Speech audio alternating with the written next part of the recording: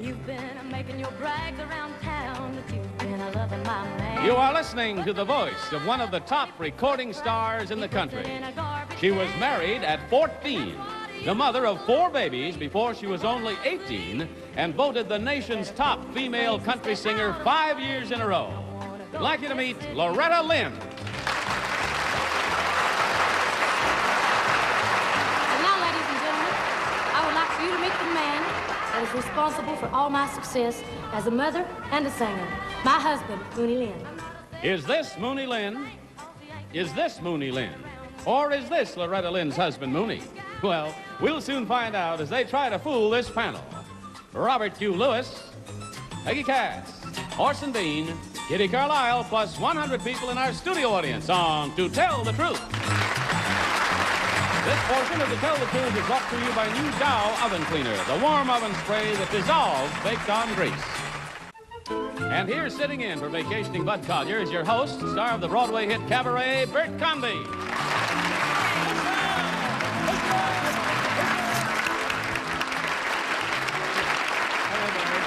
Nice to see you.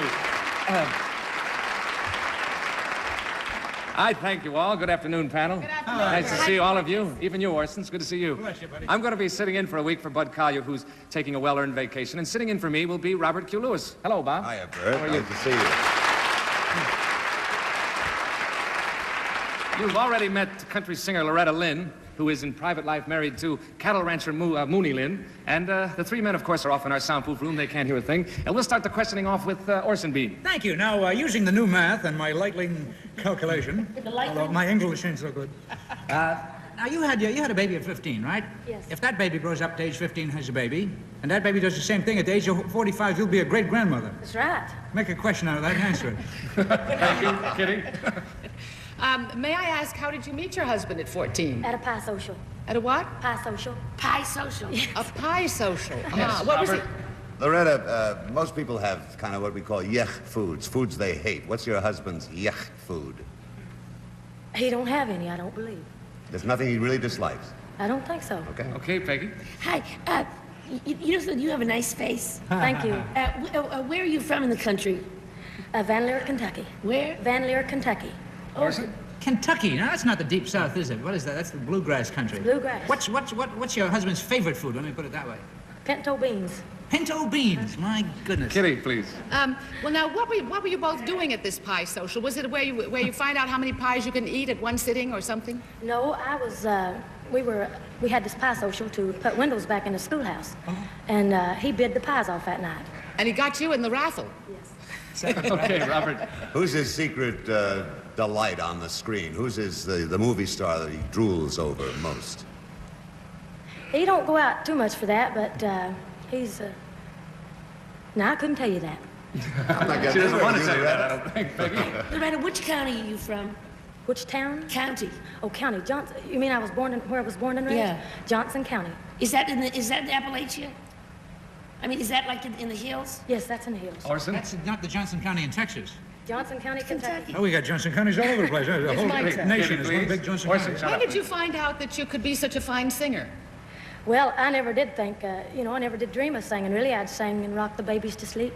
And my husband, he come home one day and he says, I think you're just about as good as some of the girls that's out singing and making money at it. So I'm going to see if we can't get that for you.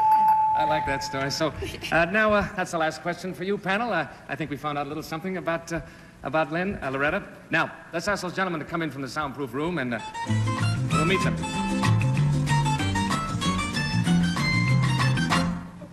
Okay, panel, let's see if you can find out which of these gentlemen is married to singer Loretta Lynn, and we'll start the questioning off with Robert Q. All right, Bert. Number 2, Mooney, what influence do you think you had on the beginning of your wife's career?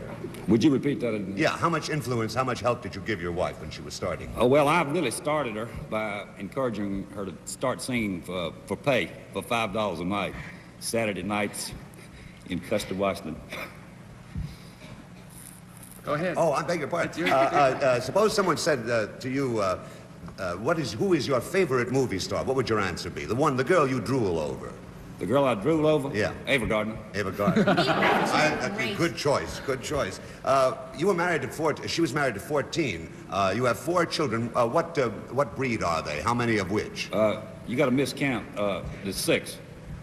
6. There are 6. How many boys, how many girls? 4 girls, 2 boys. 4 boys and 2 girls. Okay, Robert, thank you. Peggy, dear? Number 1, if your wife was to make red-eye gravy, how would she do it? That's with ham, the juice from ham and coffee. Okay. Number 3, do you live anywhere near the Cumberland Gap? No, ma'am. Number 2, are you older than... Well, I know you are. I mean, how much older were you than your wife when you married her? There she was, a slip of a girl of 14. A bunch. You're a bunch older. I don't want to tell my age. Okay, Orson. Number 3 now, how much is your old lady away from the house now that she's a big star? About 20 days a month. 20 days a month. Well, number 2, what do you, just lose yourself in the crowd with the kids back home, or what happens? No, I travel with her about 50% of the time. Yeah, and number 1, who looks after the kids back home? We have a housekeeper back home. Yeah? Now, how long at a stretch do you folks have to be away from the kids? What's the longest, a week, or? You're still speaking to me? Yeah, number 1. No, I stay home about 50% of the time. Oh, you She do? All right. travels. Well, number 2, tell me about the pinto beans there. What does she do with the pinto beans? She cooks them certain with steak. Had you ever eaten them? Never had a pinto bean in my life. You're missing I something. wouldn't brag about it, Orson. Oh, excuse me. Kitty. Number 3, what do you do for a living aside before you discovered this great talent and took to managing your wife? I was working in the logging woods and mechanic part-time. And number 2, did you have her parents' consent when she was 14? I just needed hers. Number 1, did you elope? No, ma'am. You got the parents' consent. Well, it wasn't necessary at the time. Oh, you prefer to draw a veil over that. Well, it worked out. I'm sure they're very pleased now. Her parents were underage. It didn't matter. Okay, panel, that's enough. Without change or consultation, please mark your ballots, and while you're voting, it's time for the studio audience to vote. So, audience, when I say vote, please select number 1, number 2, or number 3. Are you ready? Vote. Okay, your votes have been registered, and we'll find out the results in a moment, but let's see how the panel voted, shall we? Robert, what do you think is Mooney Lynn? I think number 2's answers were pretty darn good. Number 3 didn't say too much, but for a quiet fella who might be the power behind the star, I would pick number 1. Oh, all right. Number 1, Peggy? She's so pretty, she could do a toothpaste commercial. She's got the best teeth I've ever seen. I voted for number 1. I don't know, he looks to me as though he could say, stop singing that to the kids and go out and make yourself $1 million. Okay, Orson. I voted for number 2. He's a handsome guy. He's got forthright eyes. He's the kind of a guy that could grab a girl age 14. She has 6 kids, and then she goes out and makes a living for him. Swell. Kitty? Well, I voted for number 3 because he has a very canny look, and he also looks well-fed, and I think she takes good care of It's the him. pinto beans. Okay, that's the votes from the panel, and so now let's find out who gets the most votes from our audience. Our audience voted for Boy. number 2. How about that? Well, Loretta, it's the moment of truth. Why don't you go over and show us which one of these gentlemen is Mooney Lynn?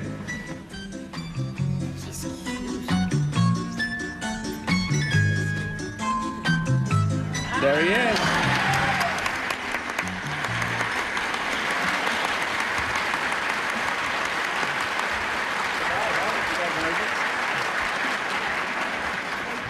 Well, you have a busy life, needless to say, with Loretta traveling so much, and you have a 1,400-acre cattle ranch. When do you ever see each other? Not often enough. Not often enough. You know, before the show, Mooney told me something interesting, I think, about his hat. Let us see your hat, Mooney. Will you tell us about it? It's a great cowboy hat. It's the rodeo crease. We have a rodeo. We travel all over the country with a championship rodeo, IRA championship rodeo, and this is the cowboy. And that hat costs $100, a Stetson hat. On your head. How about that? Well, listen, we thank you so much for coming, and good luck to both of you in the cattle business and the record business. Number 1, what is your name, and what do you really do? My name is Carl Liddy. I'm a sergeant in the Air Force.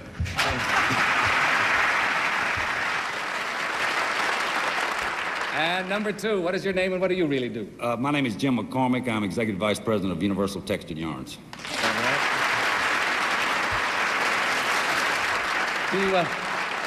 You think number 2 looks a little bit like Lyndon Baines Johnson? Saying that to Orson? Just a little bit. I told that before. All right.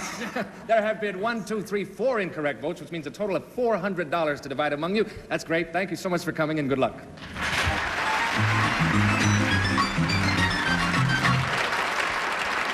In a moment, we're going to meet a man who was held hostage by 2 murder suspects. But first, this message. Now, we'd like you to take a look at this headline.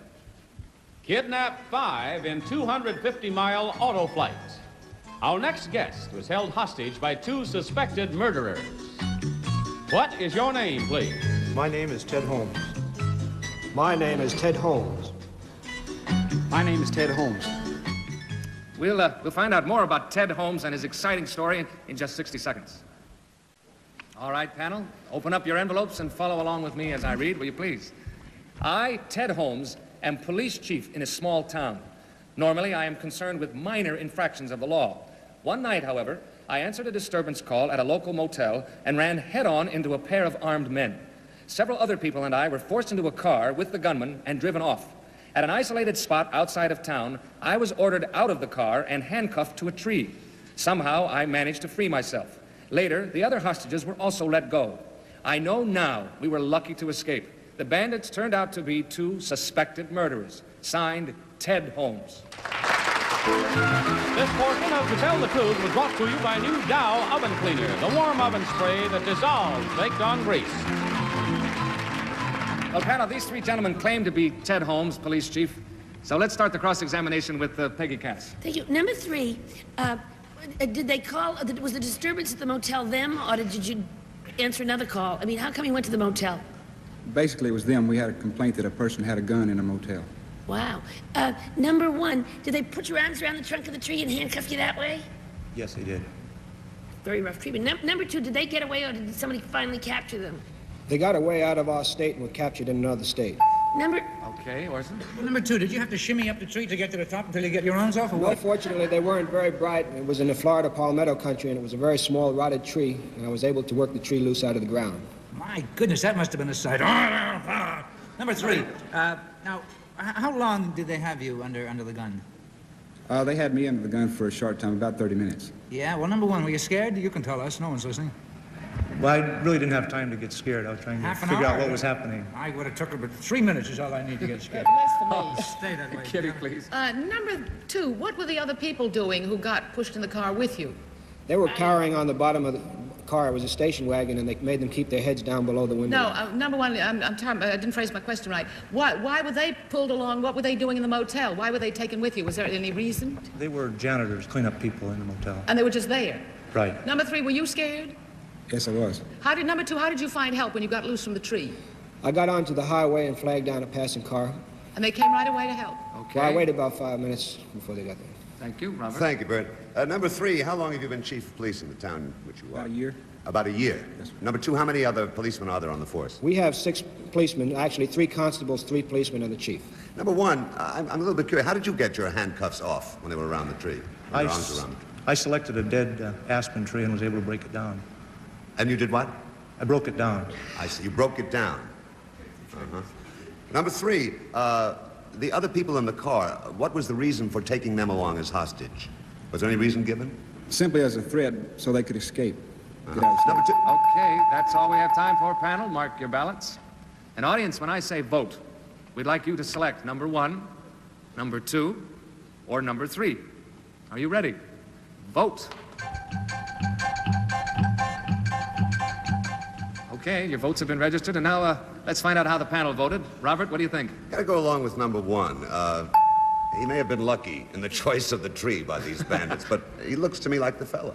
Okay, Peggy. Well, number 2 had a dead palmetto tree, which sounds like William Faulkner. But number 1, you know where the seam is on your pants pockets? It's kind of worn away, and that sounds like a real policeman. Me always reaching for his keys, wearing out his pockets. I voted for 1. Okay, Orson. Number 1 might be wearing number 3's pants.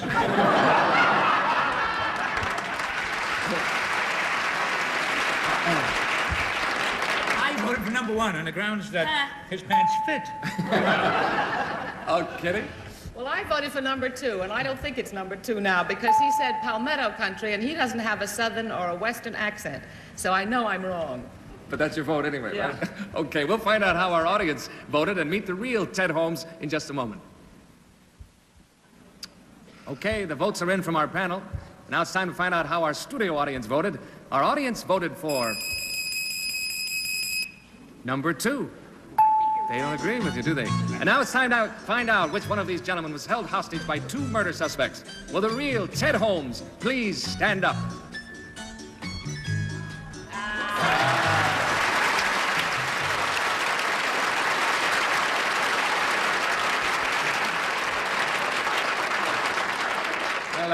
just to keep the record straight, Ted is the police chief from Vail, Colorado, and we're glad you got out safely. Nice to see you. Number 2, will you tell us who you really are and what you do? My name is Bob Freely. I'm a family therapist at the Bronx Municipal Hospital Center.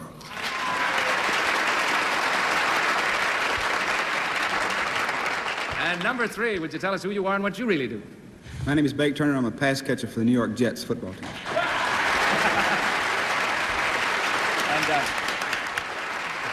And to keep in shape in the off-season, Bake is currently appearing at a place in town. You're singing, is that right, Bake? That's right.